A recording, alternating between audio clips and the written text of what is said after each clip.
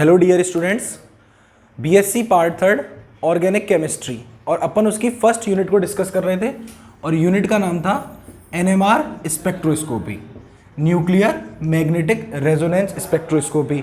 NMR spectroscopy में nuclear अपन ने discuss किया था, नाभिकीय शब्द था, न्यूक्लियर था, मैग्नेटिक चुंबकीय, नाभिकीय चुंबकीय, अनुनाद spectroscopy, nuclear magnetic resonance spectroscopy full form थी। और मैंने कहा था कि इसका जो यूज़ है वो मेडिकल साइंस में यूज़ है और इसका जो मेडिकल साइंस में यूज़ है वो क्या है, एमआरआई, मैग्नेटिक रेजोनेंस इमेजिंग। जब अपन लास्ट लेक्चर में पढ़ रहे थे तो हमने देखा नाभिक के बारे में और चुंबक के बारे में। नाभिक के बारे में अपन ने क्या देखा था, न्यूक्लियस के बारे में, कि परमाणु के केंद्र में नाभिक होता है और उसके चारों ओर वृत्ताकार कक्षाओं में कौन चक्कर लगा रहे थे, इलेक्ट्रॉन चक्कर लगा रहे थे। और मैंने यहाँ पर कुछ इलेक्ट्रॉन बनाए थे और मैंने कहा था कि जिस प्रकार पृथ्वी अपने अक्ष पर लगातार घूमती रहती है उसी प्रकार इलेक्ट्रॉन भी अपने अक्ष पर चारों तरफ घूमता रहता है।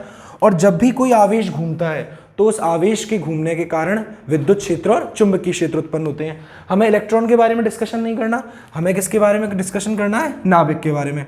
तो सपोज दैट मैं क्या करता हूँ, इस डायग्राम में से इसको हटा देता हूँ पूरे को, और इसको हटाने के बाद केवल यहाँ पर क्या रह जाता है, नाभिक रह जाता है, न्यूक्लियस रह जाता है। आप सभी को पता है कि नाभिक के अंदर कैसा है, प्रोटॉन और न्यूट्रॉन। न्यूट्रॉन पर डिस्कशन किया था कि न्यूट्रॉन पर जो ओवरऑल चार्ज होता है वो क्या होता है, 0 होता है, जबकि प्रोटॉन पर कैसा चार्ज होता है, पॉजिटिव। तो मैं कह सकता हूं इस समय, ठीक है, आगे अपन डिस्कस कर लेंगे जो भी कंसेप्ट होंगे, लेकिन इसको ध्यान से सुनो कि जो नाभिक है, न्यूक्लियस है, उस पर कैसा चार्ज है, पॉजिटिव चार्ज। देखो मैं यहाँ लिख रहा हूँ पॉजिटिव चार्ज।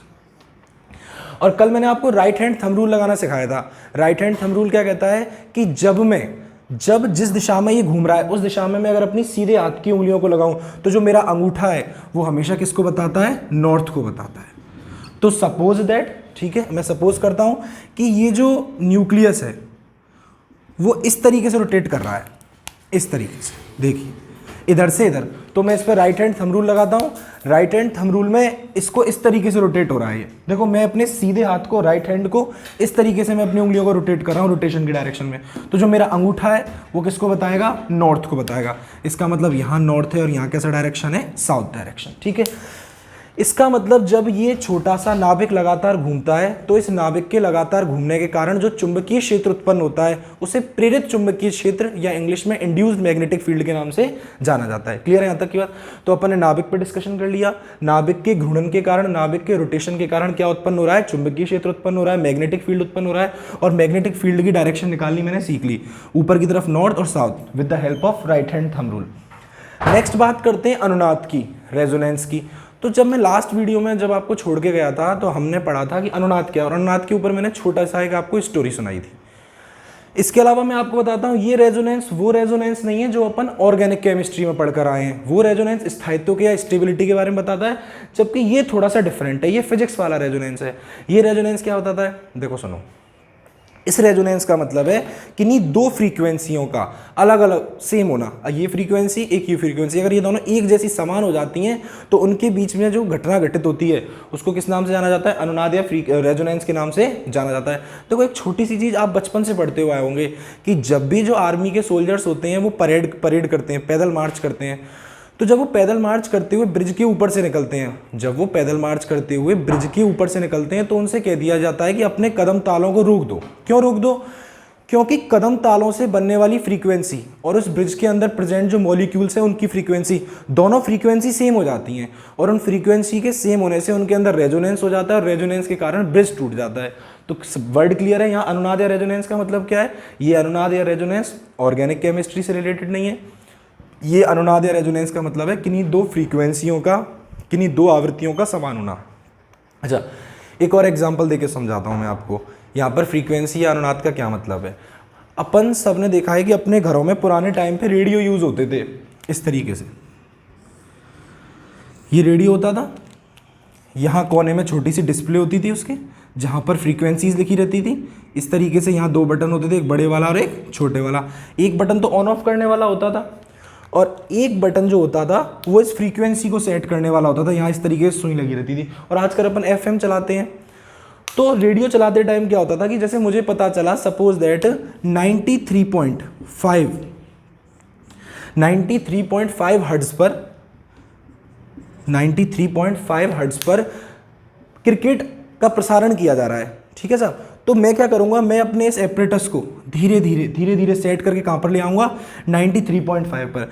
जब मेरे रेडियो की फ्रीक्वेंसी, जब मेरे रेडियो की आवृत्ति और वहां से आने वाली रेडिएशन की आवृत्ति, दोनों की आवृत्ति समान हो जाएगी। वहां से तो फिक्स है जो आ रही है 93.5 और यहां पर मैंने क्या कर दी 93.5, तो इन दोनों के बीच में अनुनाद हो जाता है, रेजोनेंस होता है। और जैसी रेजोनेंस होता है उसका परिणाम ये होता है, उसका रिजल्ट ये होता है कि मुझे रेडियो पर कमेंट्री स्टार्ट शुरू हो जाती है, सुनाई देना शुरू हो जाता है। इसी तरीके से टीवी वर्क करते हैं, इसी तरीके से रेडियो वर्क करता है, जितनी भी टेलीकम्युनिकेशन एपरेटस हैं वो इसी रेजोनेंस पे वर्क करते हैं। तो मैं आपको क्या समझा रहा हूँ, नाभिक क्लियर, चुंबकीय क्लियर और अनुनाद क्लियर और स्पेक्ट्रोस्कोपी, ठीक है। अब देखो मेरी बात ध्यान से सुनना आप।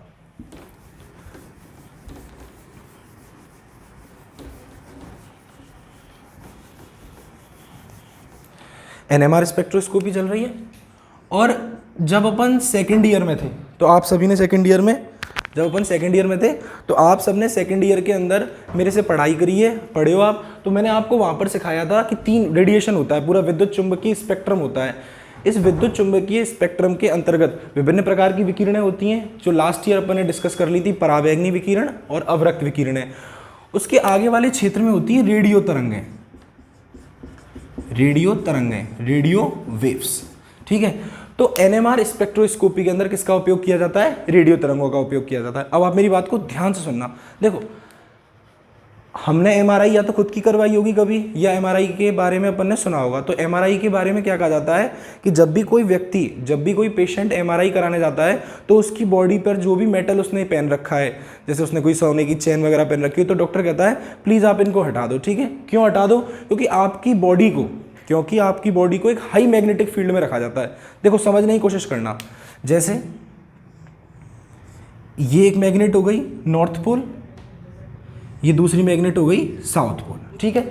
ये मैंने बाहर से एक्सटर्नल मैग्नेटिक फील्ड लगा दी है, एक नॉर्थ हो गई और एक साउथ हो गया, पोल हो गया। आप सबको अच्छी तरह पता है। इनकी जो सामर्थ्य है उसको या तो बी नॉट के द्वारा प्रदर्शित करते हैं या फिर एच नॉट के द्वारा। फर्दर डिस्कशन करेंगे, अभी इस बारे में कोई बात नहीं करते, ठीक है।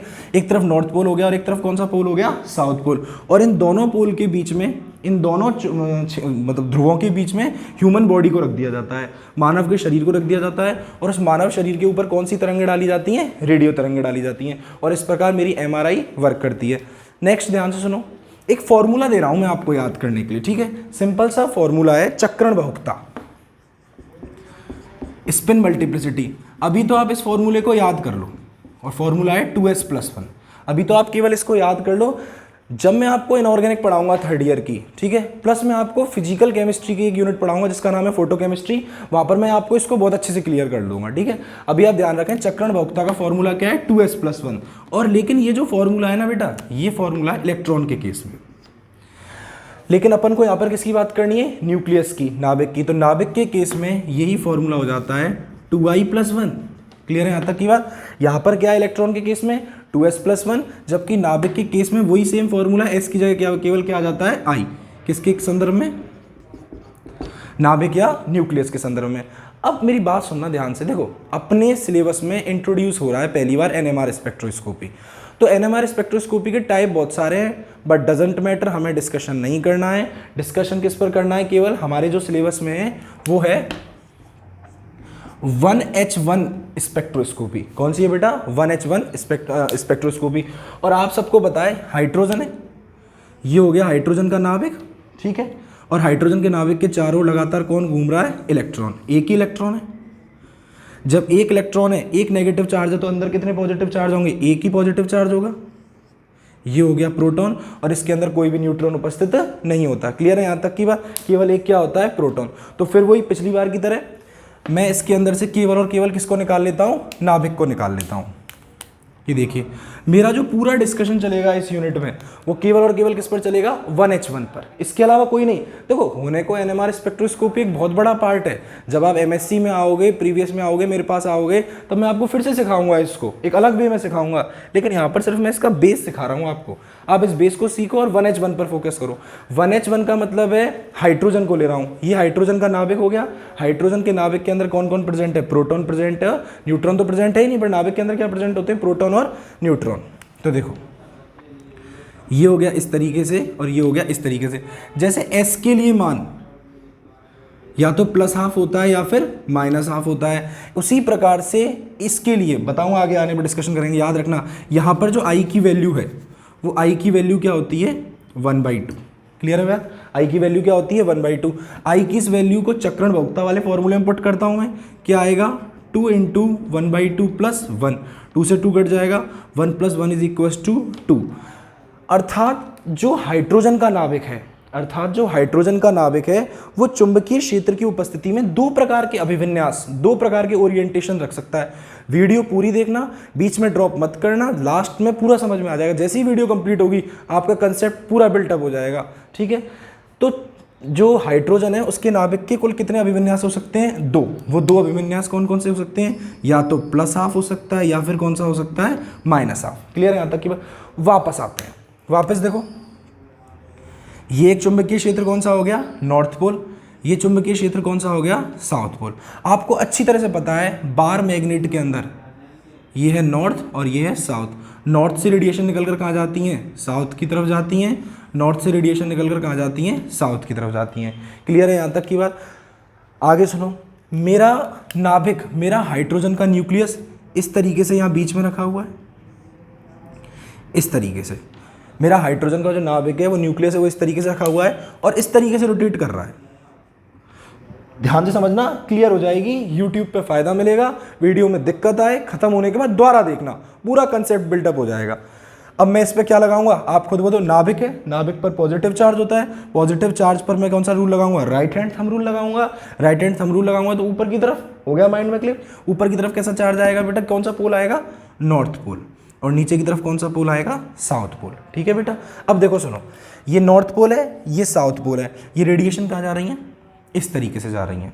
अच्छा, जीवन में जितने भी काम होते हैं वो किसके लिए होते हैं, स्थायित्व प्राप्त करने के लिए होते हैं। तो ये जो नाभिक है ये भी अपने आप को स्थायित्व करना चाहेगा, ठीक है। और ये धीरे धीरे घूमना शुरू होगा। अब ये इस तरीके से, लेकिन नॉर्थ को कौन अट्रैक्ट करेगा, साउथ अट्रैक्ट करेगा। इस साउथ को कौन अट्रैक्ट करेगा, नॉर्थ अट्रैक्ट करेगा। तो अट्रैक्ट होने की वजह से ये धीरे धीरे रोटेट होना शुरू होता है। अच्छा, आपने कभी अपनी लाइफ में कड़ा घुमाया है, कड़ा, आप कभी कड़े को घुमाना, तो कड़ा पहले तो गोल गोल घूमता है बिल्कुल यूं, और फिर धीरे धीरे ऐसे, इस धीरे धीरे ऐसे, और लास्ट में बिल्कुल ऐसे गिर जाता है।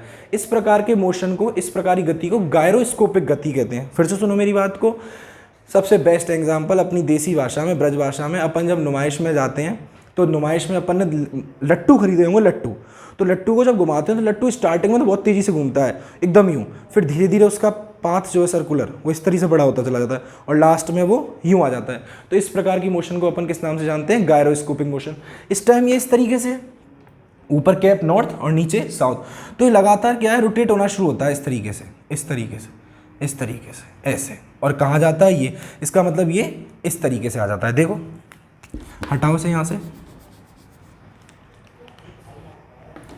इस तरीके से, और ये यूं हो जाता है, ये यहाँ और ये यहाँ।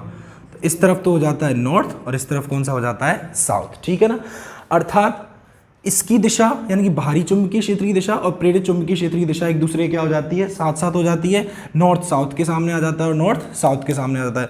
इसका मतलब ये जो भाग थे, ये इस समय जब भाई इन दोनों के बीच में आकर्षण हो रहा है और अट्रैक्शन के कारण, आकर्षण के कारण ऊर्जा का मान क्या हो जाता है, कम हो जाता है।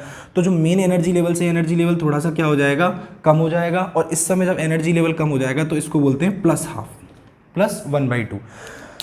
कंसेप्ट सुनना, मैं एक छोटा सा वर्ड कह रहा हूं आपके आगे, क्वांटीकृत, क्वांटाइजेशन, क्वांटीकृत, क्वांटाइजेशन। क्वांटीकृत वर्ड का मतलब मैं आपको बहुत अच्छी तरह समझाता हूं। देखो, क्वांटीकृत वर्ड का मतलब क्या होता है, अब साहब स्टूडेंट लाइफ होती है, स्टूडेंट लाइफ में पैसों की विशेष आवश्यकता होती है। तो मुझे पैसे चाहिए थे, मुझे पैसे कितने चाहिए थे, 100 रुपये। ठीक है, तो मैंने कहा कि साहब पैसे अब गार्जियंस ही दे सकते हैं और तो कोई दे नहीं सकता। मैं गया पापा जी के पास और मैंने पापा जी से कहा कि पापा जी गिव मी प्लीज़ 100 रुपीज़। पापा जी ने कहा क्यों? मैंने कहा ज़रूरत है मुझे। तो पापा जी ने जेब में से निकाले और 99 रुपये दे दिए कि ले 99 ले जा, क्योंकि पापा से जितने ही मांगो कम देते हैं। लेकिन मैंने क्या कहा कि पापा जी 99 वापस रखो, मुझे 100 चाहिए। ठीक है साहब, ख़त्म कहानी। मैं वहाँ से आ गया। फिर नेक्स्ट ऑप्शन अपने पास कौन बचा? मम्मी। मैं अपनी मम्मी के पास गया, मैंने कहा mummy give me please 100 rupees. Mummy ने कहा बेटा 100 क्यों, 101 लो। और मम्मी ने निकाल के मुझे 101 रुपये दिए। लेकिन मैंने क्या कहा, नहीं मम्मी मुझे कितने चाहिए, 100 चाहिए। तो क्वांटिगत वर्ड का मतलब होता है एक फिक्स अमाउंट, न तो 99 ना 101, सिर्फ 100। लालची नहीं होना है अपन को अमाउंट को क्या रखना है, फिक्स रखना है। तो ये जो नाविक होता है, ये नाविक लालची नहीं है। ठीक है, समझ में आ गई यहाँ तक की बात? मैं बताऊंगा, इस शब्द को क्लियर कराऊंगा, आप तो क्लियर समझना। क्वांटीकृत वर्ड का मतलब क्या होता है, ऊर्जा की एक निश्चित मात्रा, न तो उस मात्रा से कम मान होना चाहिए, न उससे कम होना, ज़्यादा होना चाहिए, ना कम होना चाहिए। उसके लिए अपन क्या करते हैं, क्वांटीकृत। अब देखो सुनो, ये नॉर्थ पोल हो गया, ये साउथ हो गया, ये साउथ हो गया और ये नॉर्थ पोल हो गया। ठीक है, अब मैं इसमें ऊपर से रेडियो वेव्स डालता हूँ, रेडियो तरंगें डालता हूँ। कौन सी तरंगें डालता हूँ? रेडियो तरंगें, रेडियो वेव्स। ठीक है, स्पेक्ट्रोस्कोपी की परिभाषा क्या थी? जब पदार्थ की अंतरक्रिया, जब किसी यौगिक की अंतरक्रिया विद्युत चुंबकीय विकिरणों से करवाई जाती है, तो एक तरीके से पदार्थ हो गया, हाइड्रोजन हो गया। ठीक है, और हाइड्रोजन की क्रिया किससे करवा रहा हूँ? रेडियो तरंगों से करवाई जाती है। तो जब ये रेडियो तरंगें इसके ऊपर आती हैं, तो रेडियो तरंगों में ऊर्जा है, एनर्जी है। इस एनर्जी को ये जो नाभिक है वो अवशोषित कर लेता है, और इस नाभिक इस ऊर्जा को अवशोषित करके ये बिल्कुल घूम जाता है। ठीक है, जब मेरे पास ज़्यादा एनर्जी आ जाएगी, जब एनर्जी कम है तब तो कोई दिक्कत है ही नहीं। जब मुझे ज़्यादा एनर्जी आ जाएगी तो मैं प्रतिकर्षण करना शुरू कर दूंगा, लड़ना शुरू कर दूंगा। और प्रतिकर्षण का कारण होता है नॉर्थ नॉर्थ के सामने आ जाता है और साउथ साउथ के सामने आ जाता है। क्लियर है यहाँ तक की बात? देखो, नॉर्थ नॉर्थ के सामने आ गया और साउथ साउथ के सामने आ गया। और इस समय ये जो लेवल जो कम ऊर्जा का था, उसी समय दूसरा लेवल बनता है अधिक ऊर्जा का, जिसको अपन किससे प्रेजेंट करते हैं? -1/2 से। तो +1/2 जो है, प्लस हाफ जो है, वो निम्न ऊर्जा को प्रदर्शित करता है, आकर्षण को प्रदर्शित करता है, जबकि जो -1/2 है वो प्रतिकर्षण को प्रदर्शित करता है। अब जैसे ही रेडियो तरंगें इस पे आती हैं, तो इस तरीके से लगातार फ्लिपिंग होती रहती है। नॉर्थ नॉर्थ नॉर्थ कभी साउथ के सामने, नॉर्थ कभी नॉर्थ के सामने, इस तरीके से फ्लिपिंग होती रहती है। ठीक है, रेडियो वेव के अवशोषण के द्वारा। और यहाँ नीचे छोटा सा डिटेक्टर लगा होता है, संसूचक लगा होता है, जिसके द्वारा आसानी से आने वाली विकिरणों को ज्ञात कर लिया जाता है। क्लियर है यहाँ तक की बात? तो अपन ने वर्ड क्लियर किए, न्यूक्लियर क्या है, मैग्नेटिक क्या है, रेजोनेंस क्या है, इन सभी को अपन ने क्लियर किया। एक बार देखो और समझो। ठीक है, तो यहाँ तक अपन क्लियर रखते हैं। ठीक है, बस एक लास्ट बात ध्यान रखना, चुंबकीय क्षेत्र की उपस्थिति में, in the presence of magnetic field, चुंबकीय क्षेत्र की उपस्थिति में इस प्रकार जब नाभिकों का विपाटन होता है, स्प्लिटिंग होती है, तो इस विपाटन को जीमान प्रभाव के नाम से जाना जाता है। जबकि जब यही विपाटन विद्युत क्षेत्र की उपस्थिति में होता है, तो इसको किसके नाम से जाना जाता है? स्टार्क प्रभाव के नाम से। अपन को मैटर नहीं है, अपन को सिर्फ इतना ध्यान रखना है कि जब चुंबकीय क्षेत्र की उपस्थिति में नाभिक का विपाटन होता है, तो इस प्रकार प्रभाव को किस नाम से जाना जाता है? जीमान प्रभाव के नाम से जाना जाता है। यहाँ तक के टॉपिक को, लेक्चर को देखो आप सभी। लेक्चर को देखने के बाद, ठीक है, इसको दोबारा देखना एक बार। ठीक है, लेक्चर को निकाल के मत देखना, प्रॉपर सुनना, सारे कंसेप्ट क्लियर हो जाएंगे। एनएमआर बुक्स में जो दी गई है वो बुक में डायरेक्ट दी गई है। इस तरीके से एनएमआर का बेसिक लेके जो मैं चल रहा हूँ आपके साथ, वो आपके फंडामेंटल्स को क्लियर करेगा, जो आपके एमएससी तक, फर्स्ट ग्रेड, सेकंड ग्रेड, सबका फेवरेबल टॉपिक, सबका फेवरेट टॉपिक सब में आपको मिलेगा। लेकिन इस तरीके से नहीं मिलेगा आपको, बुक्स में डायरेक्ट लिखा हुआ है। तो उस पर ध्यान न दें, वीडियो को जल्दी जल्दी ना देखें, वीडियो को आराम से देखें, और इस वाली वीडियो को एक बार पूरा देखने के बाद आराम से दूसरी बार दोबारा देखें। इसीलिए मैं इस वीडियो को छोटी रख रहा हूँ, ताकि आपको बोरिंग फील नहीं हो। ठीक है, ओके, कल फिर मिलते हैं, बात करते हैं।